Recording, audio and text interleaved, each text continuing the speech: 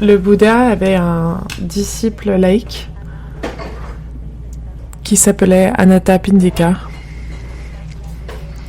C'était le nom qui lui avait été donné. Ce n'est pas son nom de naissance. Anatha, ça veut dire le destitué, celui qui n'a pas de moyens, qui n'a pas de les choses dont il a besoin dans sa vie. Et l'autre partie, ça veut dire faire une offrande. Et Anathapindika était quelqu'un qui avait des moyens. C'était un businessman, c'était un homme d'affaires. Et il utilisait ses moyens pour aider ceux qui n'en avaient pas de moyens. Et il est devenu un disciple du Bouddha. Et il a tout d'abord, lorsqu'il a entendu le nom Bouddha, cela l'a touché très profondément et il voulait aller trouver cette personne que l'on appelait le Bouddha. Et il a donc décidé qu'il allait partir le matin suivant, au petit jour, mais il était tellement inspiré et il voulait tellement rencontrer le Bouddha qu'il ne pouvait pas même attendre jusqu'au petit jour. Et il ne pouvait pas dormir.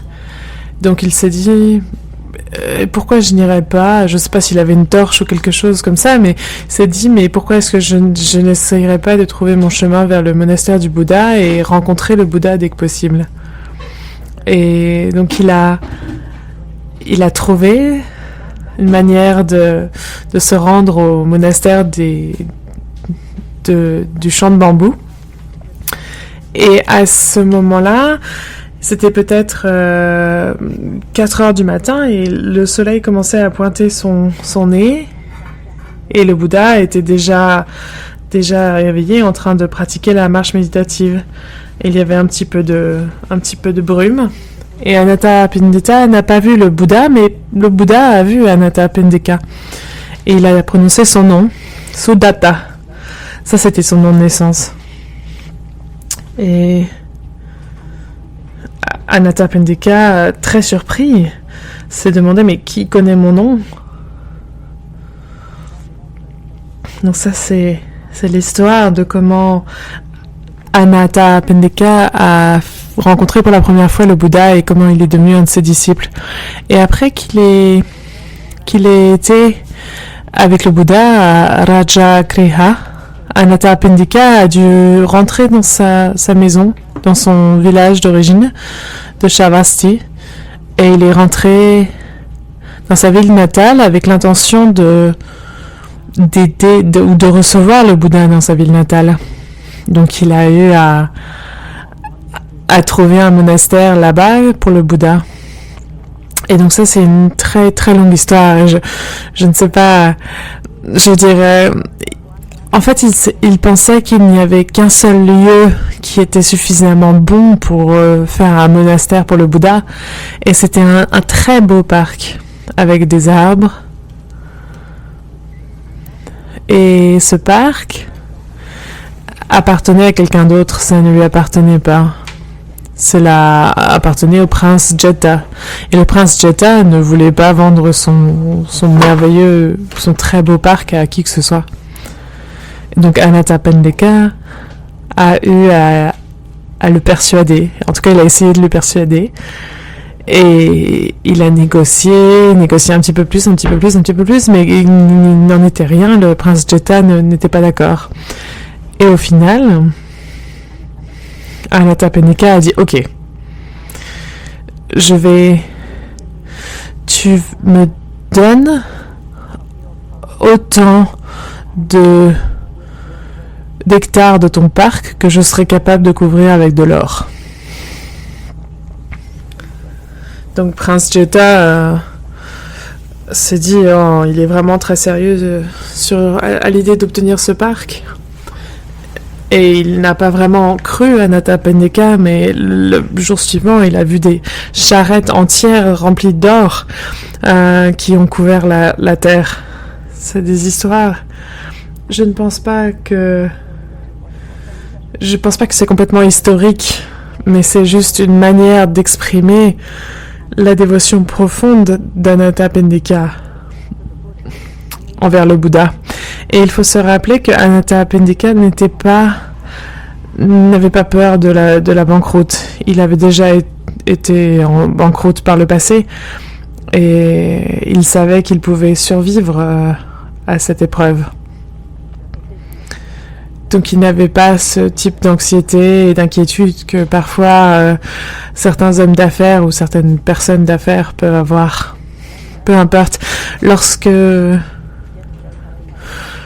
Donc il y a une tellement grande surface du Jeta Grove qui a été couvert d'or que le prince Jeta a dit ça suffit, tu peux avoir le parc.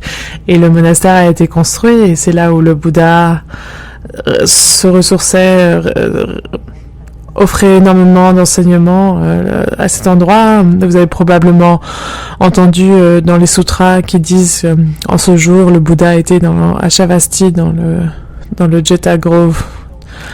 Et Anathapindika a poussé beaucoup d'hommes d'affaires à écouter les enseignements du Bouddha. Parfois, il était question de 500 hommes d'affaires. 500 est un nombre qui veut dire beaucoup, beaucoup, beaucoup. Ce n'est pas exactement 500. Mais les amis d'Anathapindika sont venus et ont écouté les enseignements du Bouddha. Et le Bouddha, en général, enseignait les 5 entraînements à la pleine conscience. Et ce matin ou cet après-midi, c'est la journée de la récitation des 5 entraînements à la pleine conscience. Et c'est une opportunité extraordinaire de continuer le chemin que Anathapindika a pris et d'amener beaucoup de bonheur à la vie de tout individu et à la vie de la famille et de la société qui entoure cet individu. Et ce type d'enseignement qui était promulgué par le Bouddha, ils étaient entendus par les amis d'Anathapindika pour la première fois. Et le Bouddha pensait que l'entraînement éthique, c'est la base la plus importante. Des entraînements éthiques provient la concentration, la pleine conscience et la réalisation, la vision profonde. Mais bien sûr qu'il y a des enseignements plus profonds,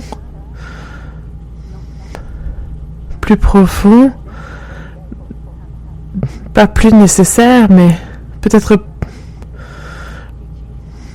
les enseignements éthiques sont essentiels en tant que base, en tant que fondement. Mais les enseignements plus profonds sont également nécessaires afin que nous puissions approfondir et aller plus loin. Et pendant cette retraite, vous avez déjà entendu quelques-uns des enseignements plus profonds, comment passer de l'historique à la dimension ultime et comment amener l'ultime et l'historique ensemble.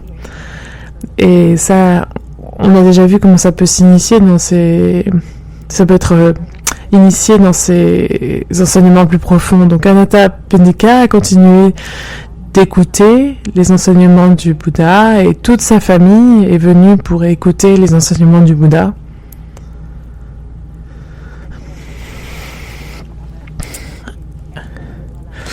Et il est arrivé à un moment, comme il arrive dans toutes les vies de tout un chacun, et où Anathapindika est tombé malade, très gravement malade, et c'était une évidence qu'il ne lui restait pas beaucoup de temps à vivre. Et lorsqu'il s'est senti malade pour la première fois et qu'il n'était pas capable de rendre visite au Bouddha et d'écouter l'enseignement du Dharma, le Bouddha est venu rendre visite à Anathapindika pour l'encourager dans sa pratique. Et c'est à cet instant, alors que le Bouddha a eu à se déplacer dans un autre lieu, il a demandé à son disciple senior, Shariputra, de s'occuper des enseignements pour Anathapindika. Et Shariputra avait toujours été un ami très proche d'Anathapindika depuis le tout début. Lorsque Anathapindika était parti dans le Jeta Grove pour construire le monastère, c'était Shariputra qui est allé avec lui pour être son conseiller, pour lui donner conseil, pour lui porter conseil. Et Shariputra et Ananda sont allés ensemble visiter la maison de Natapenika alors qu'il était très malade.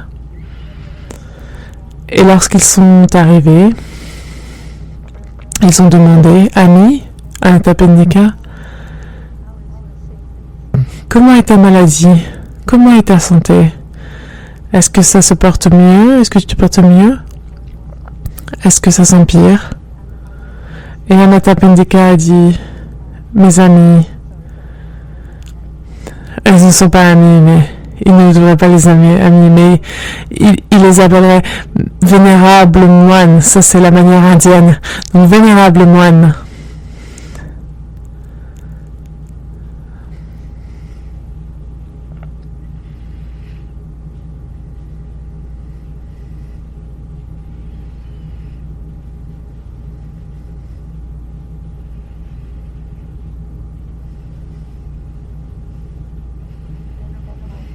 Vénérable moine, il ne semble pas que ma santé soit en train de s'améliorer. En fait, c'est le contraire. La douleur s'accentue de plus en plus à chaque instant. Et c'est alors que Shariputra et Ananda se sont assis au bord du lit d'Anatapindika. Anatapindika voulait se lever, s'asseoir en position droite pour accueillir les moines et écouter leurs enseignements, mais il était trop faible. Et Shariputra a dit, mon ami, n'essaie pas de t'asseoir debout, de t'asseoir en position sur le lit. Et Shariputra a commencé alors à partager l'enseignement. Je pense que beaucoup d'entre nous ont été aux côtés de quelqu'un qui n'a plus très long à vivre. Et nous avons un peu d'expérience de ce qu'il faut faire, de ce qu'il ne faut pas faire. Mais dans ce cas-là, Shariputra savait que la meilleure chose à faire, c'était d'arroser les graines du profond bonheur à l'intérieur de Natapenika. Parce que lorsque quelqu'un souffre énormément, et lorsque quelqu'un a également énormément de peur, de ne pas savoir ce qui va se produire, est-ce que la douleur va empirer, est-ce que je vais mourir, et ce type de peur-là, alors ce dont cette personne a besoin, c'est de la graine, c'est que la graine du profond bonheur soit arrosée. Et donc Shariputra savait très bien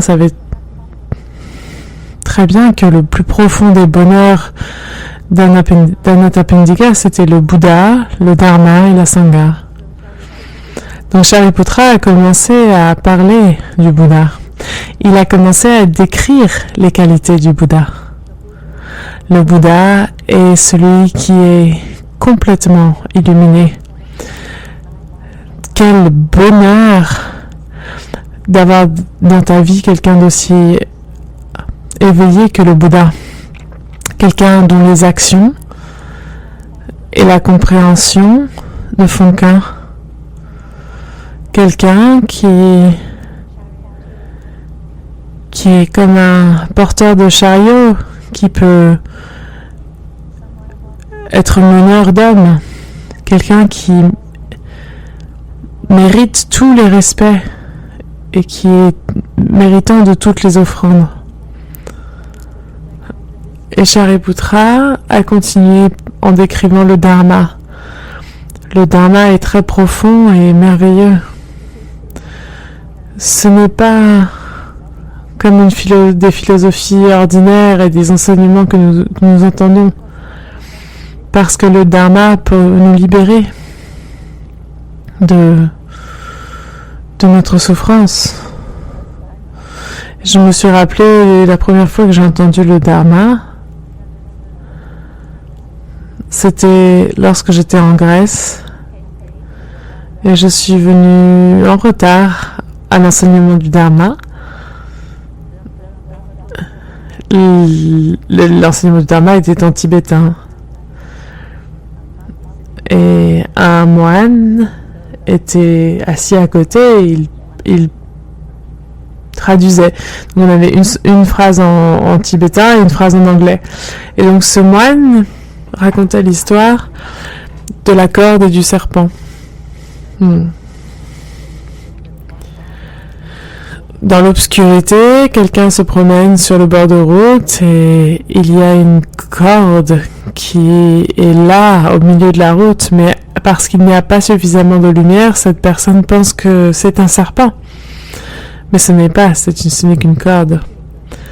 Et en pensant qu'il y a un serpent qui se repose sur la route devant lui, son cœur commence à battre la chamade et il commence à avoir véritablement peur. Mais alors, quelqu'un arrive avec une torche et il se rend compte, il se dit « Ah, ce n'est pas un serpent, c'est seulement une corde. » Et toute la peur s'évanouit en un instant comme ça. Il n'y a plus de peur, ça prend pas de temps, il n'y a pas besoin de se poser la question « Est-ce que c'est véritablement vrai ou pas vrai ?» Dès qu'il arrive à voir que ce n'est pas un serpent, mais une corde, alors toutes les peurs sont dissipées. Donc lorsque j'ai entendu, pour moi ça c'est le dharma que j'ai entendu, le premier dharma que j'ai entendu, c'est allé très profondément en moi et je me suis dit oui, ça c'est quelque chose que je sais depuis toujours, mais pourquoi est-ce que quelqu'un ne me l'a jamais dit auparavant? La plupart des choses dont nous avons peur, ce sont des cordes, pas des serpents. Et lorsque nous pouvons contempler leur véritable nature, alors on peut perdre toute peur, on peut abandonner toute peur. Donc peu importe, mais le dharma est vraiment profond et merveilleux. Ce n'est pas une philosophie ordinaire, un enseignement ordinaire. C'est quelque chose qui peut ôter nos afflictions, nos souffrances. C'est quelque chose que nous pouvons venir voir directement pour nous-mêmes et nous pouvons choisir si nous souhaitons le suivre ou pas. Et c'est atalika, c'est au-delà du temps, à l'extérieur du temps. Ce n'est pas que vous allez à votre premier enseignement du dharma et vous n'avez plus besoin de pratiquer le dharma pendant des années et des années, mais vous pouvez voir les résultats du dharma tout de suite. La première fois que vous faites la marche méditative, la première fois que vous pratiquez la respiration en pleine conscience, il se peut que vous puissiez contempler les merveilles du dharma tout de suite. Le dharma est comparé à l'océan. L'océan qui devient de plus en plus profond. Et au début, lorsque vous êtes sur le bord de l'eau, vous mettez vos orteils dans l'océan et vous sentez déjà le mot du dharma. Et graduellement, on s'enfonce de plus en plus profondément dans l'océan du dharma. Et la troisième chose que Shariputra partage, c'est sur la sangha. Ça concerne la sangha. La sangha est un précieux joyau.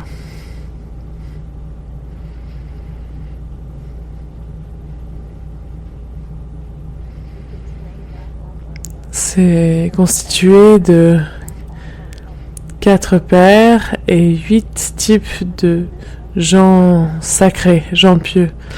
Dès que nous entrons à la sangha, nous sommes une personne bénie, une personne et bien sûr nous pouvons progresser dans notre bénédiction. Mais il est dit que dès que nous entrons la rivière, qui fait partie de la première paire, alors nous ne pouvons plus revenir en arrière. Shurotapana, vous entrez dans la source de la Sangha, du Bouddha et du Dharma, et il se peut que vous ayez, en entrant ce courant, on peut se dire, peut-être que vous vous dites, ça fait 6 ans que je ne suis pas allé au village des pruniers, et ça fait 6 ans que je n'ai pas pratiqué. Mais d'une certaine manière, cette graine a été arrosée en vous, et elle est toujours là.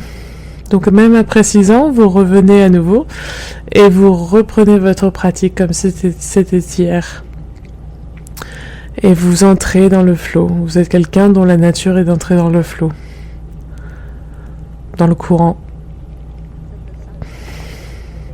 Donc la Sangha, c'est le fondement de notre pratique de pleine conscience, de concentration et de réalisation ou de vision profonde. On revient toujours à la Sangha pour cette nourriture. Et nous voulons être une cellule au sein du cœur de la Sangha. Donc nous voulons nous contribuer notre pratique à la Sangha et en même temps, nous voulons être capables de profiter de la pratique de tous les autres dans la Sangha. Et parfois, par quelques jours, vous vous dites que votre pratique n'est pas bonne. Donc vous n'êtes véritablement pas en train de contribuer à la Sangha. Vous allez recevoir plus de la Sangha. Et vous vous dites en silence à vous, cher Sangha, aujourd'hui je suis vraiment très fatiguée, je n'ai pas beaucoup dormi, je n'ai pas bien dormi, donc je tombe de sommeil pendant l'enseignement du Dharma, je tombe de sommeil pendant l'assise méditative, donc s'il vous plaît, pratiquez pour moi. Et alors vous n'avez plus d'inquiétude à l'idée de tomber de sommeil pendant l'enseignement du Dharma. Et en fait, d'ailleurs, ça n'a pas d'importance de dormir pendant l'enseignement du Dharma, parce que Tai a dit une fois qu'il préférait que ses étudiants tombent de sommeil plutôt que ce qu'ils prennent des notes, parce que lorsque vous prenez des notes, vous êtes complètement emprisonné dans votre intellect. Et c'est l'enseignement qui est censé être transmis de cœur à cœur, et il est raté. Lorsque vous dormez et vous utilisez votre conscience de recevoir le Dharma, même si après l'enseignement, vous ne pouvez pas vraiment vous rappeler de ce qui a été dit, de ce qui a été partagé. Donc ça, c'est comment je juge. Non. C'est lorsque je sors d'un enseignement du Dharma, d'un partage du Dharma, pardon. Est-ce que je me sens différente de lorsque je suis rentrée? Est-ce que je pratique de manière plus joyeuse que lorsque je suis venue ici? Et la réponse, c'est oui, mais si je sais que je ne me rappelle probablement de rien de ce qui a été partagé pendant l'enseignement du Dharma, ça a eu un effet. Donc à cet instant, alors qu'Anathapindika avait écouté les enseignements sur qu'est-ce qui lui a amené le plus profond des bonheurs dans sa vie. Automatiquement, il a commencé à être plus relâché et sa douleur s'est estompée. Parce que lorsque nous sommes tendus, notre douleur est bien plus grande. Et je pense que vous avez peut-être reconnu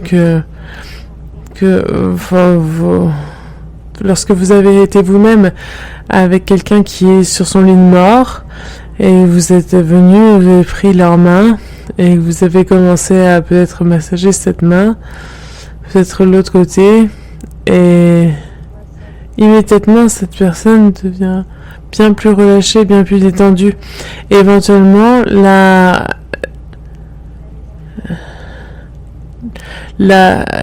relation est telle qu'il y a un véritable bonheur profond présent. Donc ça, c'est une sagesse ancestrale que nous avons. Mais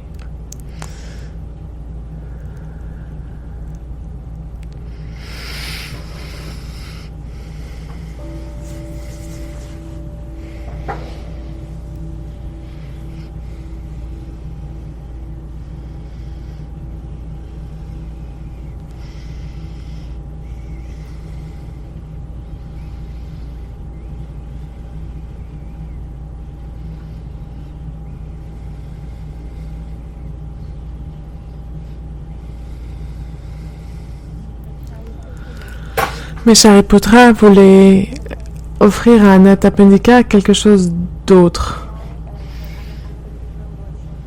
Maintenant que Anathapindika était suffisamment détendu, il était possible pour Anathapindika de se concentrer parce que la prochaine partie des enseignements que Shariputra allait donner demandait de la concentration.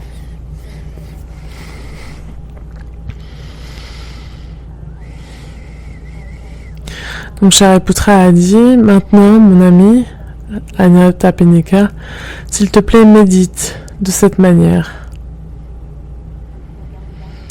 Et il a commencé à guider la méditation.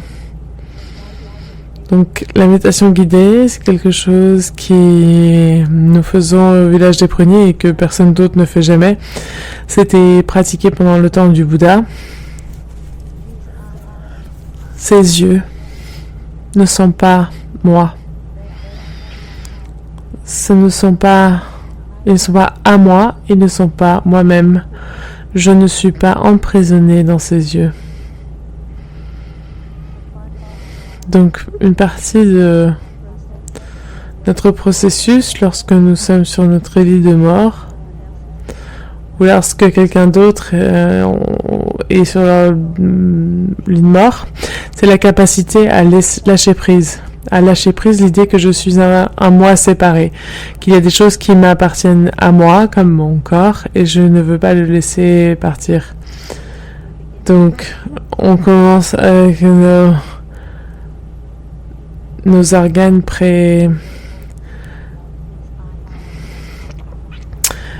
préconçus. Donc, on se dit toujours, ces yeux sont moi, ces yeux sont mon identité, je ne veux pas les perdre. Mais Shariputra a dit, ce n'est pas toi, ils ne t'appartiennent pas. Et tu n'as pas besoin d'être emprisonné par eux. Ça veut dire que tu peux lâcher prise. Et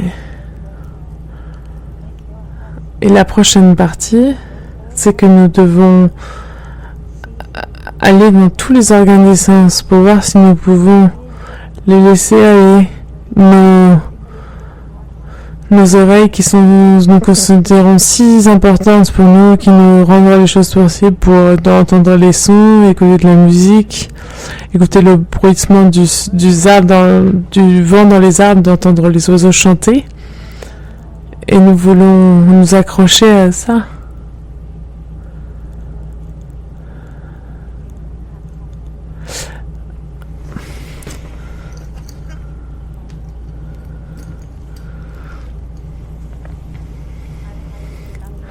J'étais à Londres l'autre jour et je marchais sur Hampstead Heath et lorsqu'on arrive à un endroit très élevé avec une vue magnifique, il y avait un petit message qui était écrit et c'était « Faites attention, cette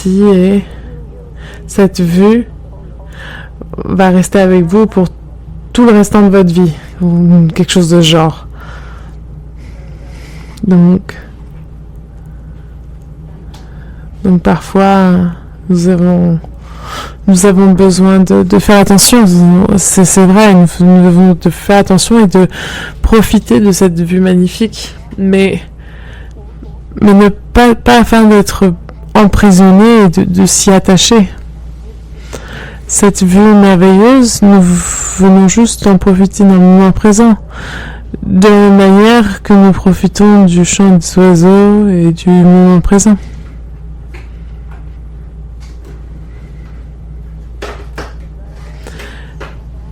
Les oiseaux chantent une chanson et chantent la chanson de ceux qui ne sont pas nés, de ceux qui ne sont pas morts, de ceux qui ne meurent pas, de ceux qui ne sont pas nés. Et ils chantent la chanson de la joie ultime. Mais nous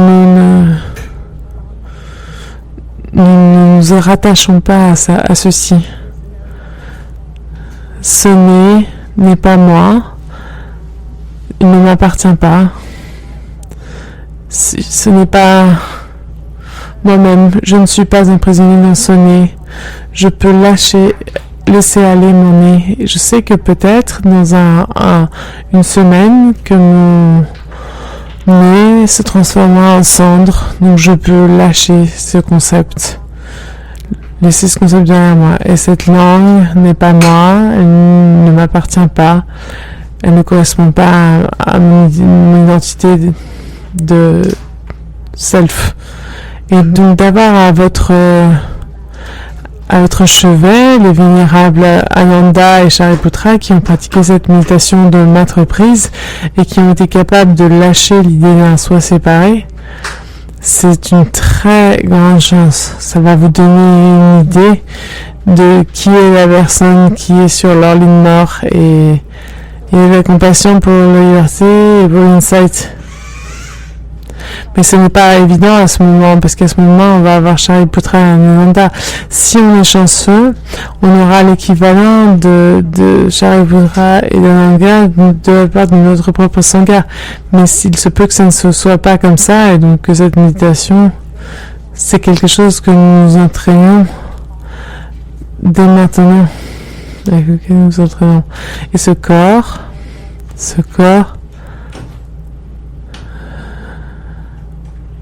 n'est pas moi, ce n'est pas le jeu, ce n'est pas le mien, ce n'est pas à moi. Combien de millions de bactéries y a-t-il dans votre corps? Ce n'est pas le même ADN que le vôtre. Qu'en est-il de chaque cellule de votre corps? Les mitochondries, n'est-ce pas? Elles n'ont pas le même ADN que vous. Donc chaque nuit avant que j'aille me coucher, je souhaite à toutes les bactéries et toutes les mitochondries et toutes les fungus et tout ce qui est en moi et qui ne partage pas le même ADN, que je ne peux même pas appeler mon ADN, et je leur souhaite de passer une bonne nuit. Mais je ne sais pas, peut-être qu'ils ont à travailler toute la nuit, hein. Alors que j'inspire et que j'expire, je fais travailler les mitochondries. Donc ça aussi, ça peut être une illusion. Donc ce corps n'est pas moi, il ne m'appartient pas. C'est quelque chose de très libérateur. C'est une méditation très libératrice, d'être capable de la faire. Et enfin, cet esprit n'est pas à moi. Ce n'est pas à moi.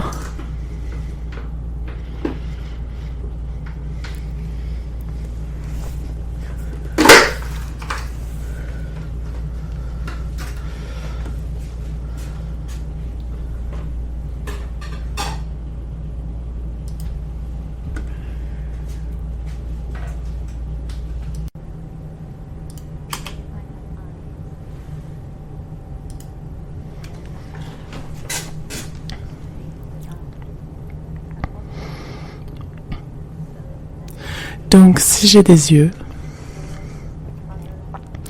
ils ne sont pas vraiment utiles pour moi sans qu'il y ait un objet. Donc, il y a besoin d'avoir des formes, des couleurs, de la lumière, toutes ces choses. Et je peux considérer que les formes que je regarde sont à moi. Un moine japonais ou quelque chose dans ce genre, on lui a demandé à un moment en lui disant « Est-ce que tu regrettes quoi que ce soit ?» Alors qu'il était sur le point de mourir, on lui a demandé « Est-ce que tu regrettes quoi que ce soit ?» Et il a répondu « Oh, je regrette juste une seule chose, que je ne vais pas être capable d'être témoin de la beauté du printemps et de l'été et de l'hiver. » Donc normalement, lorsque nous sommes sur notre lit de mort, si nous avons la Sangha autour de nous et la Sangha va nous demander est-ce que tu regrettes quelque chose, et la véritable signification de ça, c'est y a-t-il quelque chose que tu veux confesser, y a-t-il quelque chose que tu as fait, que tu aimerais demander pardon pour, exprimer des regrets, mais peut-être que il voulait montrer que il n'y avait rien qu'il n'avait fait, mais il a dit je regrette de ne à l'idée de ne plus pouvoir voir ces choses.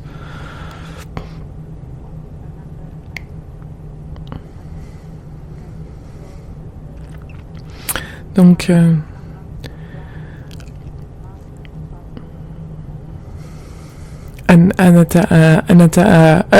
une autre histoire monastique, certains moines pleuraient parce que leur maître venait de mourir.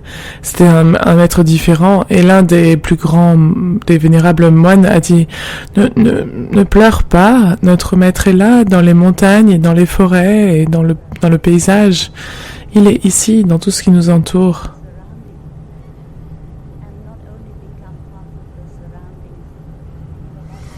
Donc ça veut dire que le maître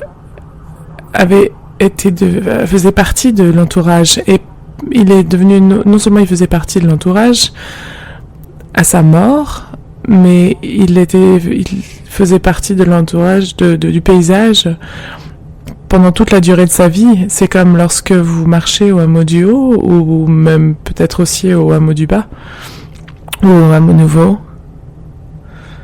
Vous ressentez taille, n'est-ce pas? Oui. Vous ne pouvez pas éviter de ressentir la présence de taille, c'est inévitable. Donc nous n'avons pas besoin d'avoir peur que lorsque nous sommes morts, nous ne pourrons plus voir ces merveilleuses choses ou entendre ces merveilleuses choses, parce que si nous pensons de cette manière, nous sommes toujours emprisonnés dans l'idée d'un jeu qui regarde et d'un jeu qui entend. Mais en fait, le jeu, il y a toujours des yeux, il y aura toujours des yeux qui regardent, il y aura toujours des oreilles qui entendront. Et nous pouvons ne faire qu'un avec la chose que nous voulons regarder, la chose que nous voulons entendre, pour que les autres gens, les autres personnes puissent les entendre et les regarder. Donc on passe au travers de tous les sens, n'est-ce pas? Ce son n'est pas moi. Il ne m'appartient pas. Je peux le lâcher prise. Je n'ai pas besoin de m'y rattacher. Le son de la voix de Shariputra qui guide la méditation guidée ne m'appartient pas. Je peux le lâcher prise. Et la voix de Shariputra va continuer à guider des méditations pour de nombreuses personnes. C'est quelque chose que nous avons besoin de regarder un petit peu, de contempler et d'observer. Nous revenons à notre histoire de dimension historique et dimension ultime. À une occasion, à certaines occasions, nous avons la tendance de dire « Eh bien, je ne serai plus ici, nulle part. » Nous avons la tendance à penser, l'inclinaison à penser, ces jeunes gens vont avoir à souffrir toutes les conséquences du réchauffement climatique. Mais moi, parce que je suis vieille, je ne serai plus là. Je ne serai plus là pour souffrir, donc je n'aurai pas à passer au travers de ça. Et parfois, peut-être que les jeunes gens pensent ça de la même manière. Ah, toi, de toute façon, t'es vieux ou t'es vieille, t'as pas besoin de t'inquiéter. Mais ce n'est pas une bonne manière de penser. Ce n'est pas la juste manière de penser, de ma part. Ça veut peut-être dire que je ne suis pas vraiment responsable. J'espère que ça ne veut pas dire ça, mais de ce point de vue, ce n'est pas la pensée juste, mais également du point de vue de la réalité des choses. Ce n'est pas la pensée juste, parce que une fois que ce corps sera consumé par le feu ou enterré dans la terre, où va-t-il ? Et l'esprit qui va avec le corps, où va-t-il? Ça ne va nulle part. Donc nous serons toujours présents d'une forme ou d'une autre. Hier, nous lisions nous étions en train de lire les touchés de la terre-mère. On disait, tu me reprends, tu me donnes la vie et tu me reprends à la mort. Donc ça, c'est très beau lorsque nous mourons, nous faisons qu'un avec la terre-mère. Donc tout ce au travers de quoi la terre-mère passe, nous continuons avec elle. Donc ça, c'est plus proche de la pensée juste.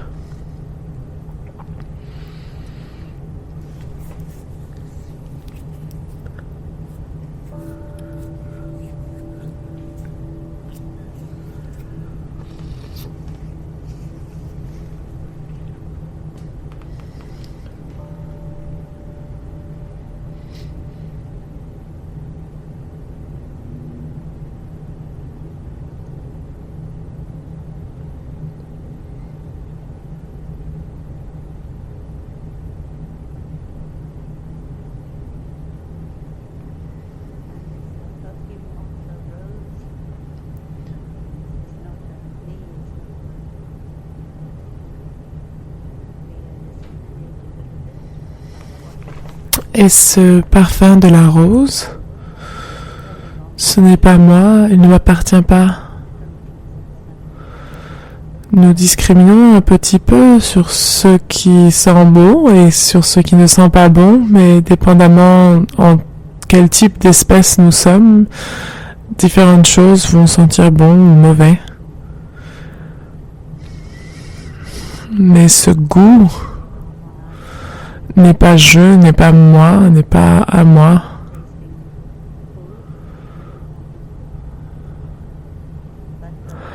Je pense que lorsque nous sommes sur notre lit de mort, nous ne sommes plus attachés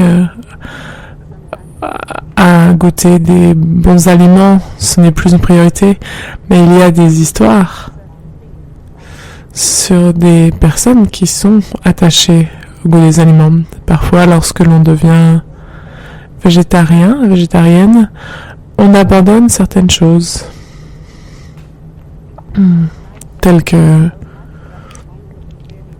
la sauce aux anchois.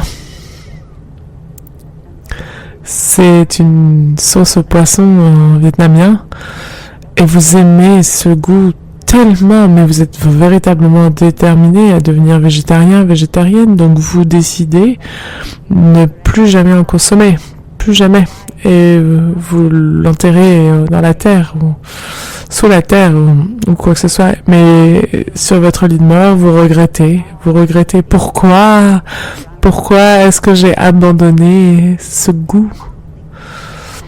Ça, c'est une véritable histoire. Et vous demandez à ces gens qui vous entourent et qui vous demandent as-tu besoin de quoi que ce soit, aimerais-tu quelque chose, et vous leur demandez s'il vous plaît, est-ce que je peux avoir de la sauce aux anchois, de la sauce de poisson? Et c'est quelque chose dont Thaï a été témoin, et tout autour on dit non, parce que c'est du mauvais karma. Si on te donne ça, alors il se peut que ça va influencer ta progression sur le chemin spirituel après que tu sois transformé. Mais Thaï a dit, ça, ce n'est pas la bonne approche. Vous devriez lui donner. Vous devriez lui donner parce que ils vont les goûter, ils verront que c'est dégoûtant. Et après, ils seront capables de laisser aller leur attachement à cette sauce. Alors que si vous dites non, ils ne pourront pas laisser aller leur attachement. Donc ça, c'est la manière de regarder d'un maître zen pour aider ses étudiants.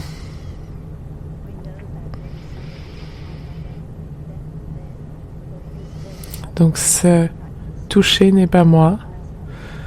Je ne suis pas emprisonnée dans ce toucher.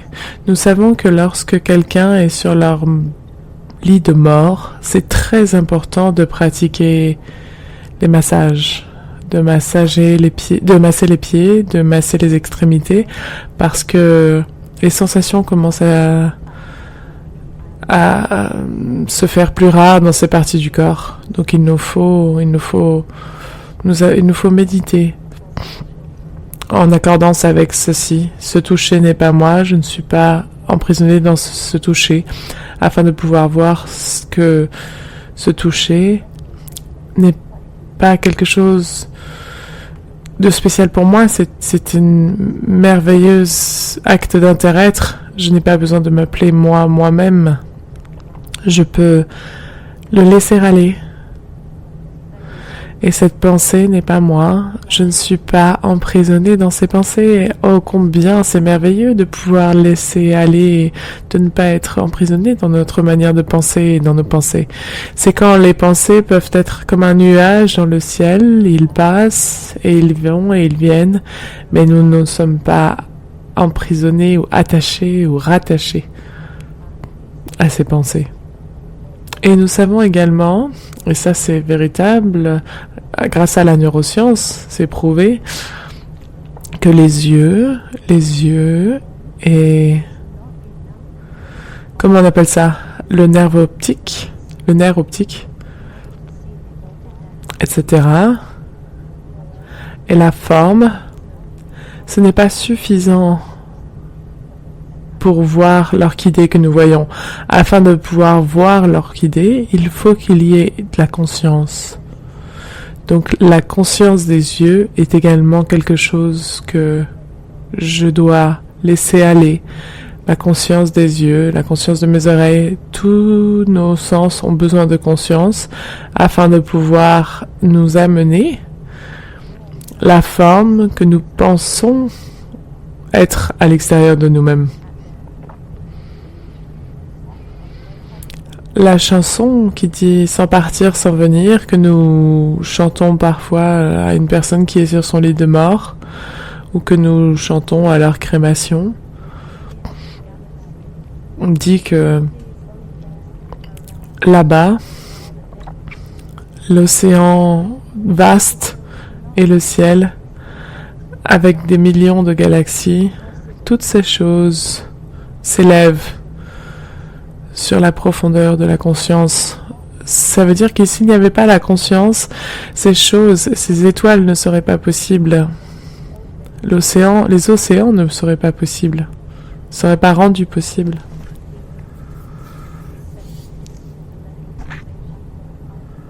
Et après ça, nous méditons sur les 5 skandhas, c'est-à-dire le corps, les sensations, les perceptions, les formations mentales et la conscience. Il faut voir que ces 5 choses que nous considérons être à nous sont des émotions, sont des perceptions.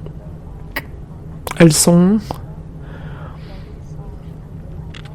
ne nous appartiennent pas, ce n'est pas un soi séparé. Et nous avons également appris de nos actions, du corps, de l'esprit et de la parole, et comment elles sont la continuation de ce que nous sommes après que nous ne soyons plus. Donc nos perceptions, nos émotions, nos sensations, nos ressentis, bien sûr qu'ils ont une continuation et ils ne disparaissent pas du jour au lendemain. Notre conscience a une continuation. Mais il faut se rappeler que notre conscience ce n'est pas le jeu, ce n'est pas moi, ce n'est pas à moi. Ce n'est pas que vous devenez une conscience lorsque vous mourrez, c'est une perception erronée. Et les 3 temps ne sont pas moi, ne sont pas à moi, ne sont pas moi-même. Mon passé ne m'appartient pas à ce que je me rappelle. Mon futur n'est pas à moi. Mon présent n'est pas à moi. Donc c'est une méditation très profonde. Et après que Shariputra ait terminé de guider cette méditation,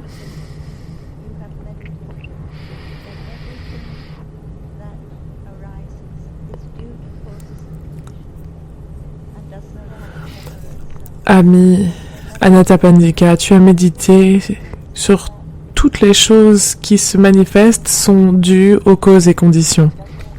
et non pas de soi séparé. C'est ce que l'on appelle la méditation du vide.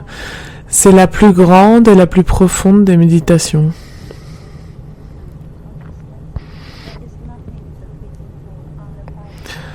Dans les 5 agrégats, c'est-à-dire les 5 skandhas, le corps, les sensations, la formation mentale, la conscience et les perceptions mentales, il n'y a rien que je puisse appeler je, une personne ou une âme. L'ignorance, c'est l'inhabilité de pouvoir comprendre ou de pouvoir regarder cette vérité.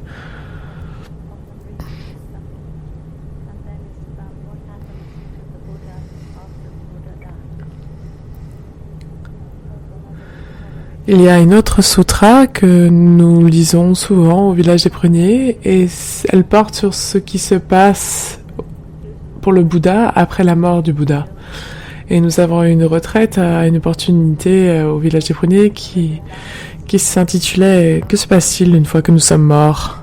Et la conclusion de cette retraite, c'est que on ne meurt pas. Parce que la mort fait partie de cette dimension historique, mais la non-naissance et la non-mort fait partie de l'autre dimension, la dimension ultime.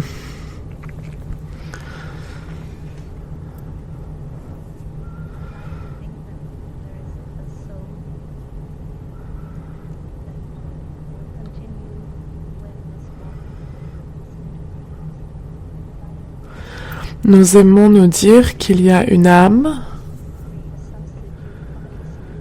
qui va continuer lorsque ce corps se désintégrera.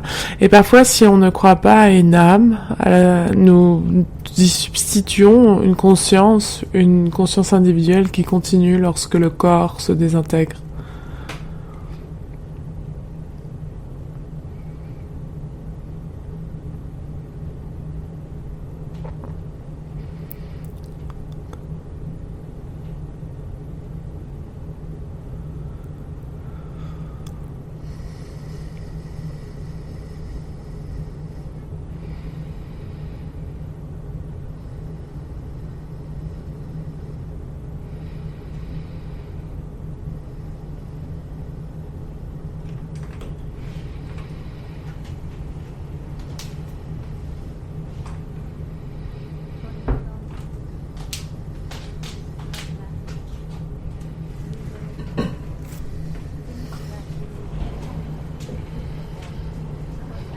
Donc, par exemple, cette allumette, vous allez penser que c'est le corps, la matière.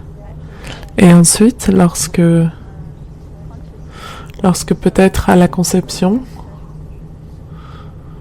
ou je ne sais pas, ça dépend de vos croyances, mais à la conception, la conscience ou une âme va entrer cette allumette dans ce qu'on appelle la flamme. Donc le feu, c'est comme l'âme, et le fuel, c'est comme le corps.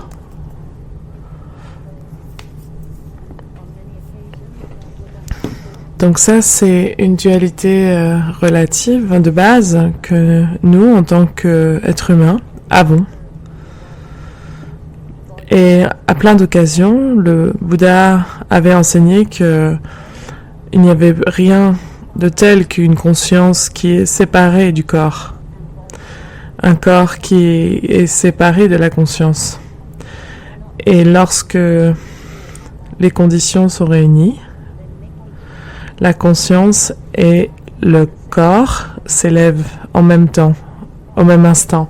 Il n'y en a pas un qui est là avant l'autre. Ils se rendent possibles l'un l'autre, de la même manière que lorsqu'on a une allumette, lorsque les conditions sont justes ou réunies, alors il y aura une flamme. La flamme n'est pas là avant. Et en fait, le fuel, le carburant n'est aussi pas là parce que avant qu'il y ait une flamme, on ne peut pas l'appeler carburant. C'est seulement du carburant lorsqu'il a une flamme.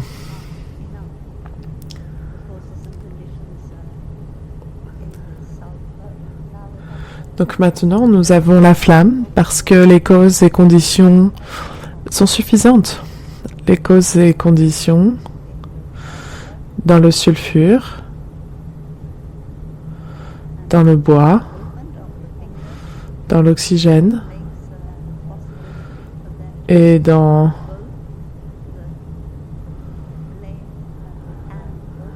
le mouvement des doigts, ça rend possible pour qu'il y ait à la fois la flamme et le fuel, le carburant.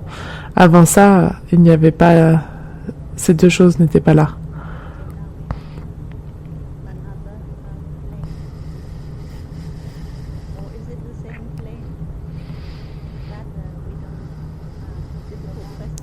Donc maintenant, nous avons une autre flamme. Ou est-ce que c'est la même flamme? Ça, c'est une question difficile à répondre. Est-ce que c'est la même chose par rapport à la flamme de l'allumette ou est-ce que c'est une flamme différente? Qui dit que c'est la même chose? Qui dit que c'est différent? Plus de personnes disent que c'est différent. Et il y a une autre réponse qui est ce n'est ni la même chose ni différent. Donc, à une occasion, le roi Melinda a demandé à ses moines, son enseignant moine, Anasana, y a-t-il quelqu'un qui migre de ce corps au prochain corps? Et son conseiller lui a dit non, grand roi, il n'y a personne. Et le roi n'a pas compris, il a dit donne-moi un exemple s'il te plaît. Et donc Nakasana a dit imagine-toi que tu as une lampe et tu allumes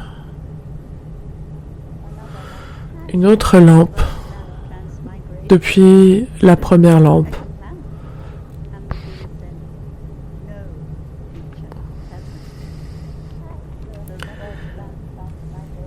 Est-ce que la première lampe a transmigré dans la deuxième lampe?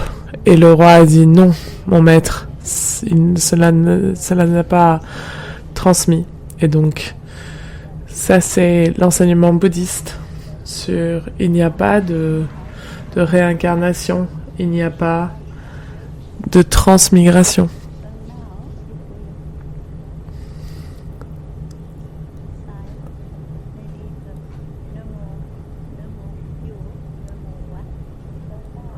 Donc maintenant, si nous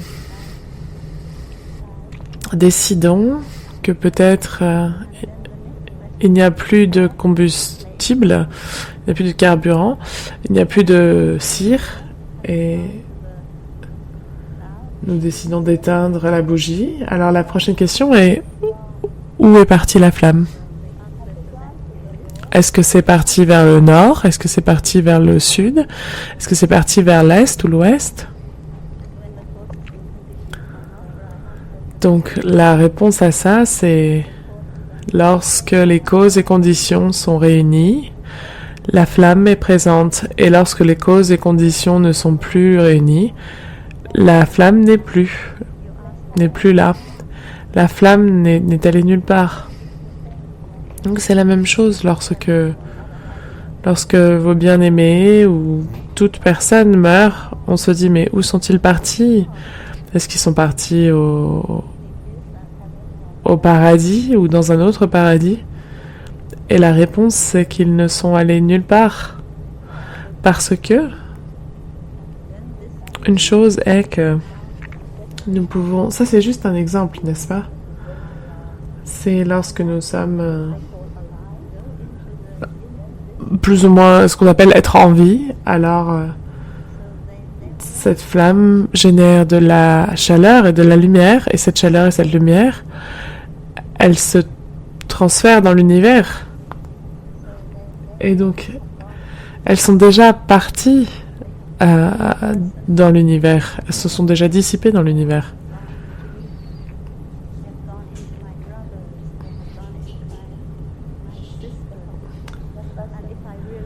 La personne, lorsque vous demandez où sont-ils partis, alors on peut répondre, ils sont partis en moi, ils sont partis dans mes frères, dans mes sœurs. Et si je veux véritablement être en contact avec eux, je peux être en contact avec eux en moi, dans mes frères, dans mes sœurs. Je peux les toucher dans le paysage dans lequel ils ont vécu et donc, duquel ils ont profité, parce qu'ils ne sont pas allés nulle part. Donc ça, c'est l'enseignement de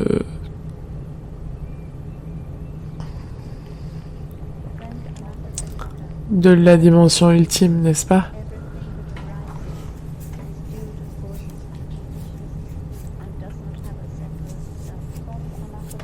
Ami Anathapindika, tu as médité pour comprendre que tout ce qui s'élève est dû aux causes et conditions et n'a pas un soi séparé. Lorsqu'ils avaient pratiqué jusqu'à ce point, l'homme laïque Anathapindika commença à pleurer. Le vénérable Ananda lui demanda « Ami, pourquoi pleures-tu? Est-ce que ta méditation n'a pas été couverte de succès? As-tu des regrets ?» L'homme laïque Anathapindika a répondu « Vénérable Ananda, je ne regrette rien. La méditation a été des plus prolifiques. Je pleure parce que je suis tellement profondément touché.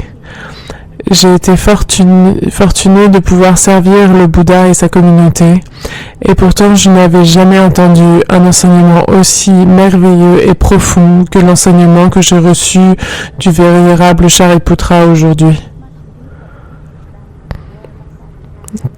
Parfois, lorsque nous entendons les enseignements, cela nous met les larmes aux yeux parce que nous voyons que ces enseignements peuvent porter quelque chose en eux qui est bien plus profond que ce que les mots peuvent apporter. Nous pouvons utiliser des mots comme une allumette, mais les mots, ils ne sont pas, ce ne sont pas l'enseignement, c'est juste le doigt qui pointe vers la lune, afin que nous ne soyons pas emprisonnés ou saisis dans les mots ou dans le doigt. Anathapindika avait une requête très profonde. Sa dernière demande, c'était « S'il vous plaît, dites au Bouddha que nous, les gens laïcs, nous avons la capacité à recevoir ces enseignements. Donc, encourager le Bouddha à partager ces enseignements plus souvent aux amis laïcs. Et nous recevons ces enseignements avec tout notre cœur.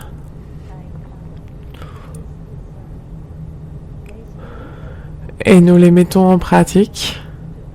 Et une chose que Thai enseigne à ses étudiants laïcs lorsqu'ils font la décision de faire un engagement long et sur la durée et complètement engagé, c'est de se poser la question: mon chéri, ma chérie, d'où viens-tu? Comme la flamme, lorsque les causes et conditions sont réunies, tu te manifestes. Et où vas-tu? Dans les dimensions historiques, où allons-nous? Nous sommes tous sur le même chemin, nous allons tous en la direction du crématorium ou dans les terres de la tombe. Donc ne soyez pas trop pressés parce qu'on y va tous, hein. Donc ralentissez et profitez de chaque instant. Mais dans la dimension ultime, lorsque les causes et conditions ne sont pas suffisantes, je ne me manifesterai pas sous cette forme. Je vais me manifester sous une autre forme.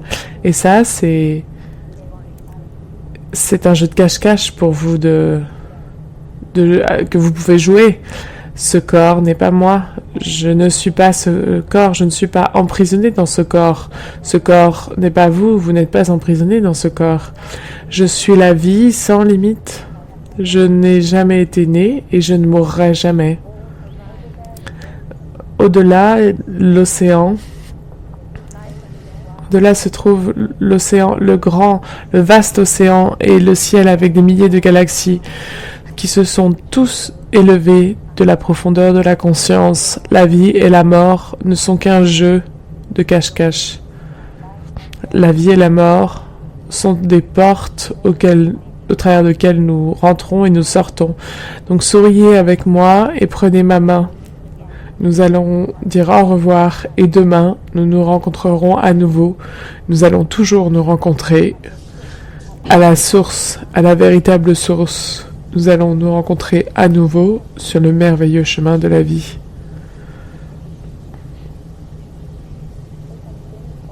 Quelqu'un peut-il chanter pour nous?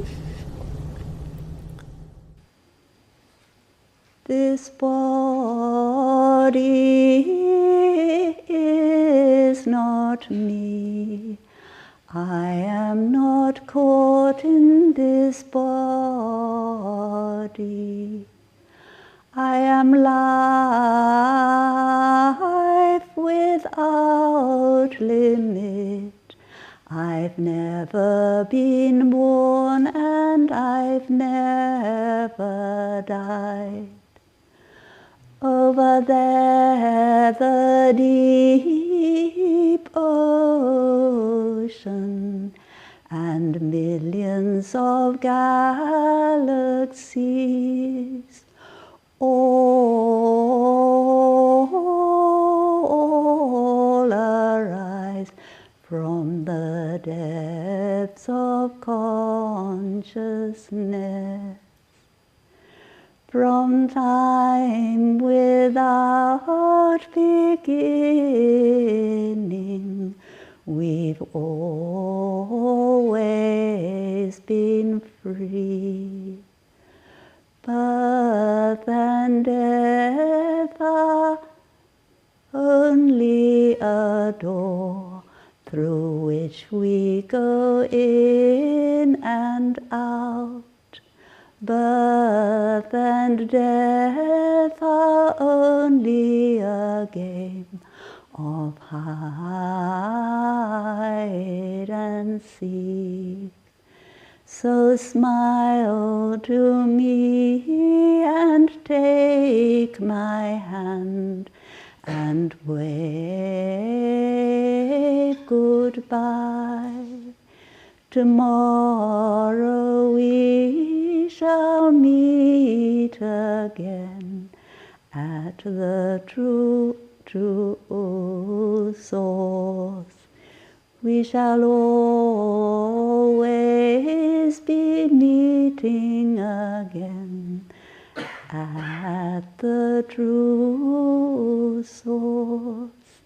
We shall meet in every moment on the million walks of life. And you also have a guided meditation on Nirvana. Vous avez également la méditation guidée sur le Nirvana que vous avez peut-être déjà entendu.